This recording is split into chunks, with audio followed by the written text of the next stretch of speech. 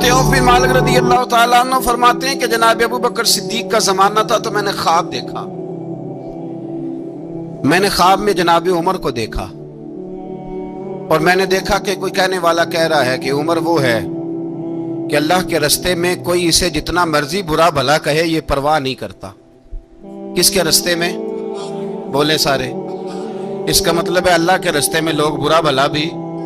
قرآن مجید نے کہا وَلَا يَخَافُونَ لَوْمَةَ لَائِمٍ. کچھ لوگ ایسے ہیں جو برا بھلا کہنے والوں کی پرواہ نہیں کرتے. حضرت عوف بن مالک اشجعی کہتے ہیں میں نے خواب میں دیکھا کہ عمر وہ ہے جو کسی کی پرواہ، اور دوسری بات میں نے یہ دیکھی کہ عمر خلیفہ بنے گا، اور تیسری بات میں نے خواب میں یہ دیکھی کہ عمر شہید بھی کیا جائے گا، عمر شہید بھی ہوگا. یہ میں نے 3 باتیں خواب میں دیکھی. فرماتے ہیں میں نے آ کے خواب حضرت ابو بکر صدیق کو سنائی. وہ خلیفہ تھے. وہ کہنے لگے ٹھہر جا، میں عمر کو بلاتا ہوں، اس کے سامنے دوبارہ سنانا. اس کے سامنے فرماتے ہیں میں نے بلایا حضرت عمر فاروق کو، آ کے بیٹھے.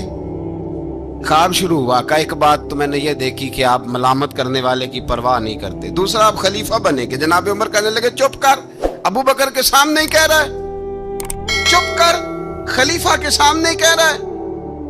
حضرت ابو بکر صدیق کہنے لگے عمر اسے کہنے دو، مجھے لگتا ہے رب کی رضا یہی ہے کہ میرے بعد اگر مصطفیٰ کا منبر ملے تو عمر کو ہی ملے، اسے کہنے دو کہنے دو. حضرت عمر رضی اللہ تعالیٰ عنہ کو تیسری بات کہی. حضرت عوف بن مالک نے کہا اب شہید کیے جائیں گے، میں نے خواب دیکھی ہے.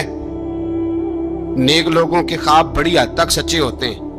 کہا میں نے خواب دیکھی ہے. تو حضرت عمر کہنے لگے شہید تو دلیر لوگ ہوتے ہیں، شہید تو دلیر، جسے سارا زمانہ دلیر کہہ رہا ہے وہ اپنے بارے میں کیا کہہ رہے ہیں؟ کہتے ہیں شہید تو دلیر، میں تو کاہل سا آدمی ہوں، سست آدمی ہوں، میں تو اتنا کام ہی نہیں کرتا. تو یہ خواب تو نے جو دیکھا ہے نا پھر سے دیکھنا.